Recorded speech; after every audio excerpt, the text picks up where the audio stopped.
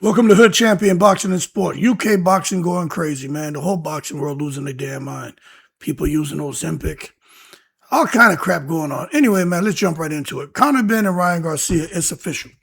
Everybody knows Hood Champion doesn't believe Conor Benn is going to win. But I tell you what, you can't tell Conor Benn that. This is the biggest fight of his career. And he's entering the fight with all the confidence in the world, which he should. You know, he's not supposed to enter thinking he'll lose. But the issue I have is he doesn't just believe he can beat Ryan Garcia. He's talking about stopping him within 4. Now, to that I say in the most respectful way, Conor Benn, hold your horses and stop taking it to the stupid. You know, you can believe what you want. But I'm going to just tell you this, man. Even more surprising, he suggested that he's willing to exchange the left hook with Ryan Garcia. Now, to that I say, in the most respectful way, Conor Benn, hold your horses, stop taking it to the stupid. You gonna hook with a hooker? Yeah, boy, y'all better save him, man. I think the fight ends in 30 seconds when Ryan Garcia knocks him out. But I'm just saying, man, Ryan Garcia is one of the most dangerous left hook punchers. Doesn't matter what you think about him in the Devin Haney fight in Osterring, whatever the hell he was on. Doesn't matter. He's been knocking people out since the amateurs when he was a little kid. There's something special about his hands, okay? So you can't take that from him. But I'm just saying, this is a real bold strategy. If Conor Benn is thinking he's going to melt down to 147 and be super explosive, super fast, super powerful, and get in there and put forth a Herculean effort like he did when he faced Chris Eubank Jr. Chris Eubank Jr. at 160 pounds, where Chris Eubank Jr. was weight drained and there was a rehydration clause. So to that I say to Conor Benn, in the most respectful way, hold your horses, stop taking it to the stupid. This bold strategy is going to end disastrous. That Ryan Garcia left hook has been his signature weapon throughout his career. And that shit ain't going nowhere. That's his bread and butter. That shit's fast, explosive, it's ended fights in an instant, and he's going to do the same thing. Soon as it hits Conor Benn, he's out of here. He's out of here, man.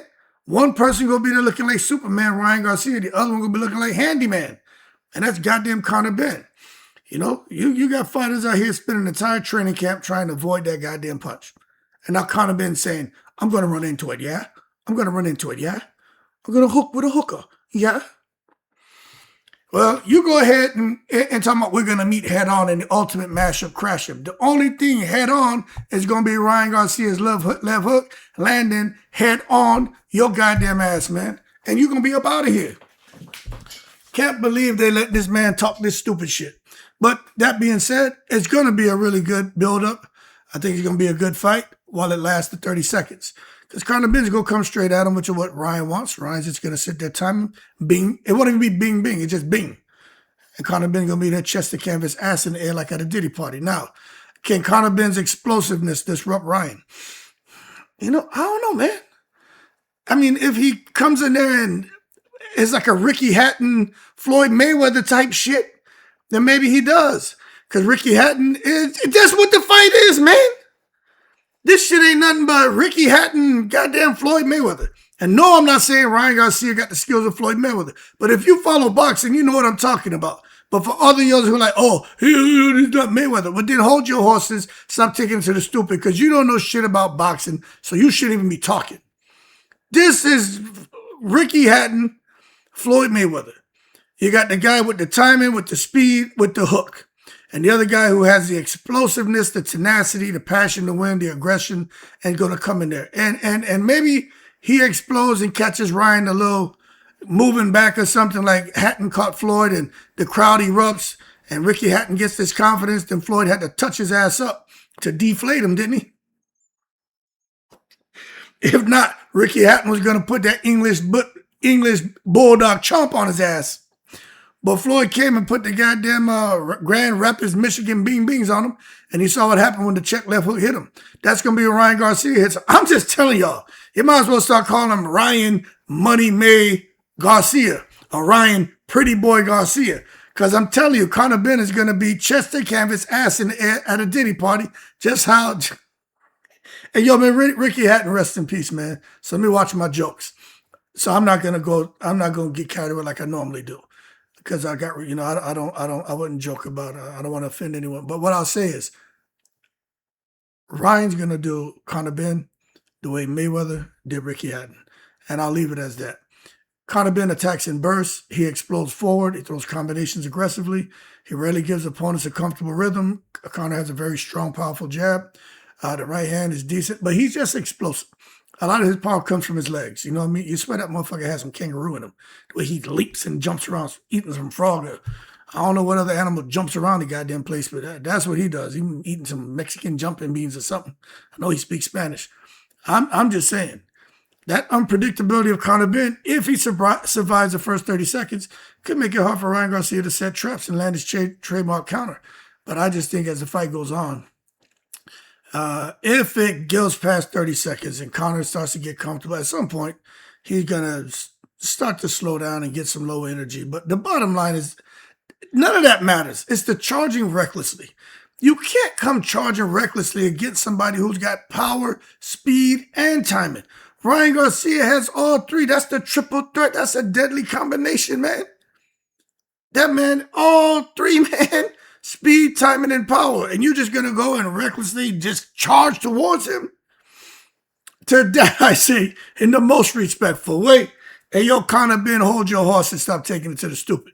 I think he gets caught. But at the end of the day, if he survives the first 30 seconds, it'll probably be a pretty explosive contest. And I'll tell you what, he needs to win. You know, a lot of the UK fans, they think this fight means more than just another victory for Conor Beasy over there. Since he left Matchroom Eddie Hearn and signed with Zuffa, oh, man. Best thing he could have done for his family, his children, great-grandchildren, great-great, right? Well, grandchildren, great-grand. But the worst thing he could have done, man, as far as when it comes to the public and the public's acceptance and praise of him, you just see people have divided. Because we all know what Eddie Hearn and Matchroom did for Conor Benn. We all know. He knows, Eddie Hearn knows. Now, some of that shit they know, they'll never tell us. But I'm going to go ahead and tell you, I believe Eddie Hearn knows that Conor Benn was on the goddamn cocktail. And he made sure that they covered that shit up and they were able to just, with time, allow things to die down. Because they never proved this man's innocence. I'm not making that shit up. All right, someone leave in the comments that they proved he was innocent. Don't get loud and carry on, because just getting loud don't make it right. Somebody prove that Conor Benn was cleared. He was never fucking cleared, man. They just let time go by, and with time, people tend to forget, have a couple fights, stop talking about it, and now he's back in the mix. So, but at the end of the day, a lot of his supporters, even I was rooting for the guy. I was like, okay, he's back. He fought Chris Eubank Jr. I'll take it easy on him, because the way they fought, I said, that first fight I was like, man, them boys fought with, and it wasn't even fighting with their heart. It wasn't even fighting with their balls. I don't know what they were fighting with. They were fighting for something much bigger than just a win. It was different. So I was like, when you see guys fight like that, all is forgiven. You know what I'm saying? But then he comes out here and, you know, makes this business decision to leave Eddie Hearn in Matchroom without even talking to him. Just horrible. But I will say this. I understand. And I just don't agree how he handled it. That's all. But I understand. 15 million is a lot of dope. I understand. You say, well, what would you have done? I would have went to Eddie Hearn and said, look, I know we don't have a deal. A lot of respect for you. We're like cousins, brothers. But man, they about to give me 15 million. What are we going to do here? You know what I'm saying? And then I would have been like, all right, well, if you would hope that he would be like, go ahead, take the money. I can't match it. And then you go and do that. But at least you guys, you collaborate. You see what I'm saying? Collaborating is the ultimate when it comes to communication, when it comes to team building, a collaboration. When you're compromising or everything's one way or there's no communication, whatever, shit just boils over and falls apart. And that's what's happened to the relationship and what's happened with the support of the UK fans towards Conor Benn. However, if he gets a win over Ryan Garcia, that's going to help rebuild the momentum with portions of the UK fan base. And if he loses, oh, holy shit, would that bring heavy criticism for Conor Benn, man? Especially for those who already question his move. If he loses, boy, y'all think they have the internet, they're going to have a field day with his ass. So he might as well prepare. I just don't think he beats Ryan Garcia. Anyway, enough about him. I know Eddie Hearn, he's still butthurt, but hey, Eddie Hearn's he's feeling pretty good because he got Jaron Boots Ennis, and he's standing firm on him. This whole thing with Jaron Boots Ennis and Vergil Ortiz Jr., let me tell you something. Vergil Ortiz and his team, get out of here. Stop taking it to the stupid. That's why Eddie Hearn, his position is straightforward, man. Jaron Ennis is not a unified world champion. Yesterday's price is not today's price. Everything changes now. The purse split, Jaron Ennis was taking the shorter end of the stick initially. Y'all come bringing y'all little big nose asses back over here, acting like, oh, hey, we already have a deal in place. Man, get out of here with that bullshit. Get out of here. You don't deserve nothing. Nothing. This Rick Meridian guy, you screwed the pooch, champ. You destroyed that dude, man. Come out here thinking y'all getting the same split. You lucky they give you 80-20. 20 for you. You getting fried rice, no chicken wings. Matter of fact, they may split the chicken wing and give you a little small piece, goddammit. You ain't getting no drumhead or the other flat piece with a little bit of meat on it. We're going to split that chicken wing in 3 pieces. Chop, chop. The drumhead, go to Jaron Ennis. That flat piece, go to Eddie Hearn. That little small little pony, that little fun little triangular shape, that little trapezoid, that kind of fucking piece. You take that and eat that shit. You did it to yourself, man. And no, you ain't getting no ranch or no pepper sauce to go with that shit. That's what y'all eat, man. Out here acting like y'all still the big dogs. Get out of here with that bullshit. Eddie Hearn, job well done. Hold your ground, champ. That just really annoys the shit out of me, man. Jaron Ennis been under pressure from everybody, even from me. Because I'm like, he can fight. I've always said that man passed he passed the eye test, but can he pass the test? My man passed the test. Jaron Boots Ennis is here. He's here.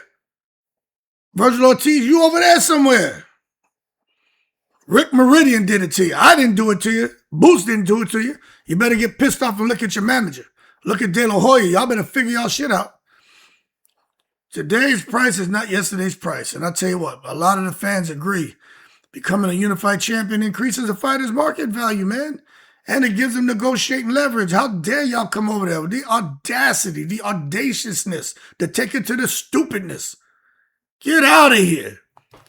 Somebody, well, should Ennis accept less? He wants the big fight. He doesn't really care about the money. He just wants to win and dominate and take over 154 pounds. Hey, yo, you McNicholas, hold your horses. Stop taking it to the stupid. Talking about Jaron Boots Ennis, if he really wants to be a champion, he should focus more on excitement, entertainment, not a substantial share of the fight purse. Hey, yo, you go jump off a bridge with some man-eating crocodiles butt naked, swim across, halfway splash the water, and let those motherfuckers chomp your ass up. Shut up. Being a champion matter. He deserves the lion's share. He deserves the lion's share of the purse. 80-20, I mean, that's really sucking out somebody's eyeballs. If you go 80-20, Jaron, you ain't got to kill him like that, but get his ass a 70-30. He ain't bringing nothing to the table. Yeah, he got a name. He got a following. And look, don't get nothing twisted. I'm joking and having fun, but Vergil Ortiz can fight. I just think he hurt himself. He shot himself in the foot. That's all I'm saying, man. So anyway, Vergil Ortiz, yo, man, belts increase value. Has Vergil Ortiz ever had a belt? That man ever been a champion? I ain't talking about no interim and all that bullshit. He ever been a champion? Accomplishments matter, folks.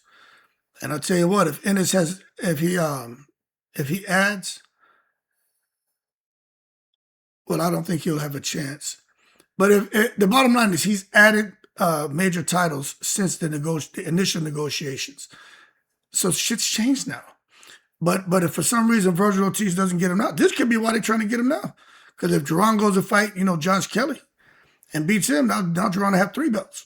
And Vergil Ortiz, that motherfucker, he better off go to the soup kitchen, get some chicken broth with some sourdough rolls and some of them canned Harvest Spice peaches. Because that's the kind of money he's going to get. So he better just shut up and take a 65-35 or a 70-30. Because he's going to be looking at, he ain't going to be looked at. He's going to be Fundora and Boots. Or if Kelly beats Boots, but I doubt he beats him. But it's going to be, Fundora and Boots, probably what it's going to be. He better start thinking about the winner of Earl Spence and Tim Zoo. That's more realistic. But he trying to get all up in the tree and pick that sweet ripe mango. He want to be all up in the goddamn tree, man. You better get your ass about the jungle. You don't belong in there with them animals yet. You ain't getting that. But that being said, talking about somebody, man, who may get the opportunity of a lifetime, and some people are saying, don't do it, Eddie Hearn. Eddie Hearn, don't do it. Jesse Bam Rodriguez and Naoya Inoue. Word on the street is Jesse Bam Rodriguez is going to have one more fight at 118 before pursuing a blockbuster showdown with Naoya Inoue early 2027. Now, to that I say in the most respectful way, that's a good fight. I can't even say hold your horses, take it to the stoop. That's a good scrap. Because there's something special about Bam from San Antonio, Texas. Something special about him. You got to put some respect on his name. But we already know about Naoya Inoue. That dude is an absolute beast. So for Bam to go up and challenge him in 2027, man, I think that's one of the most anticipated fights in boxing. You're talking about power. You're talking about skill. You're talking about technical I think proficiency. You're talking about everything, man, when it comes to these guys when they bring them together. And you know what's so cool about it is Naoya Inoue, this guy is ranked like number 1 or 2 pound for pound for a reason. Because Naoya Inoue brings the ultimate mashup, crash up, and entertainment. He gonna try to kill you. But he okay with getting killed. He's the type of guy, you shoot him, you see what happened to some of his fights. He get hits and goes down. Somebody hit him, boom! Naoya Inoue hit the ground, roll around on the canvas and shit. Jump up, dust that shit off. He like, come on. You gotta kill Inoue. So I guess the question is, can Bam Rodriguez kill Inoue? Now, conversely, can Inoue kill Bam Rodriguez? I think he can. Inoue, boy, when he sit there and touch your ass, people feel it. Their whole fight changes, boy. No matter what their plan was, it changes. Naoya Inoue has something special about him. But my thing is this, because I got to be real. I like boxing, I just don't trip off power and shit. I look at Bam, the speed, the angles, boxing IQ, against Inoue's power, timing, championship experience. You're going to get a scrap, man. So it's not about whether the fight is or isn't going to happen or if it is or isn't going to be exciting. It's whether Bam can handle the assignment against one of the sports elite champions. That's the question. Now, this guy, Alan Chavez from Argentina. Eddie Hearn got him another winner. High, light, knockout power. He going to kill somebody. That man, them boys coming from Argentina. I don't know if he's related to Marcos Maidana, but he put the Argentinian bing-bings on people. Y'all watch him. Alan Chavez. Speed can be developed, which he's working on. The technique can improve. Experience will come with time, but one-punch knockout ability is very hard to teach, and this guy has it. He was born with it, you know what I'm saying? If Chavez continues to demonstrate that power against higher-level opposition, he'll become a fighter worth watching. Or he could end up being like the Beck Bully, knocking people out, looking vicious, running to a goddamn Rosario. What's his name? Rosado. Gabriel Rosado, right? And then all of a sudden he just times him and lines him up and lands a shot and puts him out. But I'm telling you, this guy Chavez, Alan Chavez from Argentina, signed a matchroom, is a problem. Now, talking about a problem is when, boxing fans take it to the stupid and they think that Wladimir Klitschko at age 50 can come back and dominate, and Lennox Lewis at age 60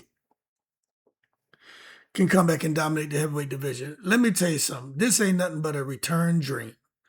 Fans keep calling for Klitschko to return. All these rumors about he going to come back and fight Caballero. To that I say in the most respectful way, hey, yo, you fans, hold your horses and stop taking it to the stupid. Wladimir Klitschko coming back against Caballero, man, that shit is a recipe for disaster. Now, anything can happen because Wladimir could crack. And he got the size, know how to use his reach. He got that Emmanuel Stewart school of training, you know what I mean? So he knows what he's doing in there as a big man. But I just think Wladimir has more of a chance to come back at 50 than Lewis at 60. You know what I'm saying? But to go suggest that Lewis would still compete and he would dominate, y'all got to stop this shit. Don't get me wrong. If he came back, I would be like, okay, interesting, but I wouldn't have any expectation for him to go on and become, the undisputed champion again. Like, y'all got to stop this shit. But it's just a reminder of how nostalgia shapes boxing discussions. Wladimir, while long retired, he's younger than Lewis, like I said, by 10 years. But Father Time is undefeated, man. Legend can preserve remarkable skill. They got the IQ. But age inevitably, man, it affects reflexes, recovery, speed, and durability. I just think Lewis gets hit. I mean, the man's a pop-pop. He a pop-pop. He don't belong in no damn ring. Vladimir's, he a pop-pop too, man. But he's more of a chance of him coming back and doing something. But the bottom line is, we know what Lennox Lewis was in his prime. But competing at the elite heavyweight level decades later will be an entirely different challenge, and I just think it's a bad idea. So for all your fans pushing for that, hey, yo, hold your horses and stop taking it to the stupid. Then you got Harlem Eubank Jr. You know, he's fighting this weekend against David. I think his last name is Papo. It could be Papat. I don't want to mispronounce his name. But a lot of people are, kind of expecting him to win and predicting him to get the victory. That representing the Harlem last name like his cousin Chris. But the question that really concerns us all is how far can he go at 147 pounds?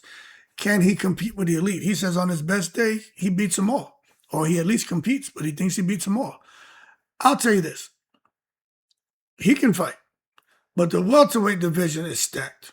Stacked with super high talent. Experience, speed, power, IQ, footwork, conditioning, everything. Stamina, everything. Harlem Eubank going out there, man, he better off fighting Conor Benn. You know what I'm saying? His cousin fought him. He might as well fight him at 147. But to think that he's going to come out here, man, and have an opportunity, man, to show people that they're all wrong about him. Look, it'll be another opportunity to evaluate just how good he is, but it's just another opportunity for us to see him lose. He's going to lose, just like he lost against Jack Catterall.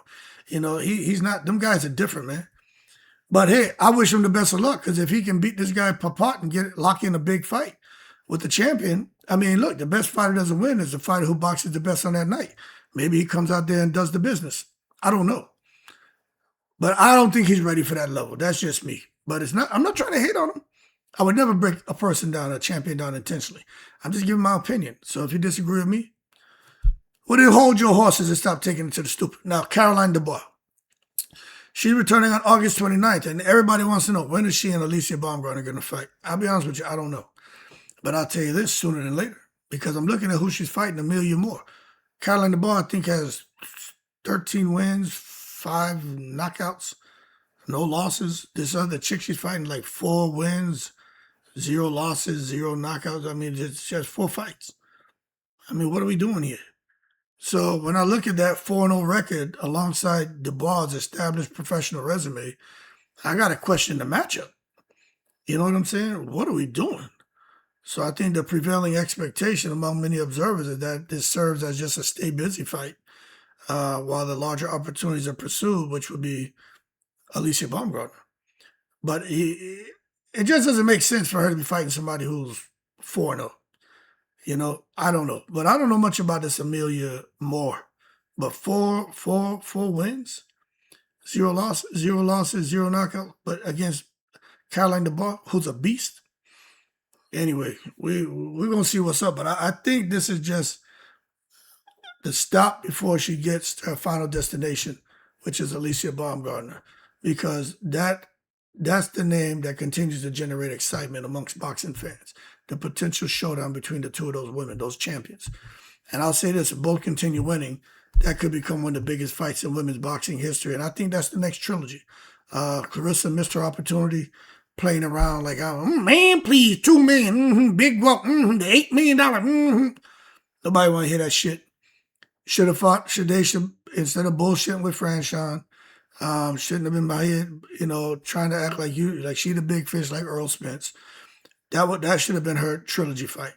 Then you got Hannah Gabriel. She doesn't want to fight her.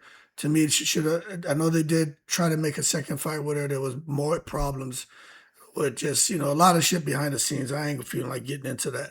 But I think Hannah can still be her trilogy fight. They fight a second time, especially if it's more competitive and Hannah beats her.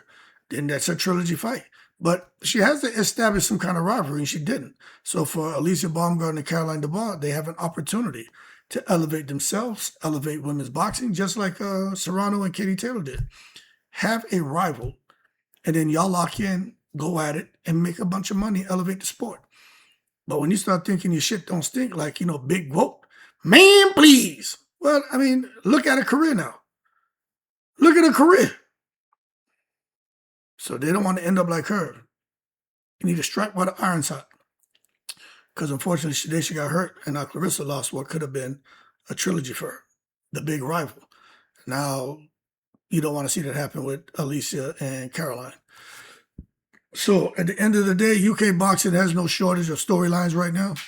Conor Benn's making bold predictions before fighting Ryan Garcia. It is what it is. Eddie Hearn standing firm in negotiations on Ennis and Ortiz. Eddie Hearn's pushing for Rodriguez to fight Naoya Inoue early next year. Caroline Dubois keeps building towards bigger fights. And Harlem Eubank is hoping to get a big shot out there at the big boys, the elite at 147. So this shit about fans dreaming about the elite legendary heavyweights returning, it's not going to happen, but it's just an unavoidable reality that fans are going to dream. So keep dreaming and stop taking it to the stupid. So the months ahead can answer some big boxing questions and create a few new ones along the way, which is what it is. Y'all keep cool. Y'all, I'm in the breeze.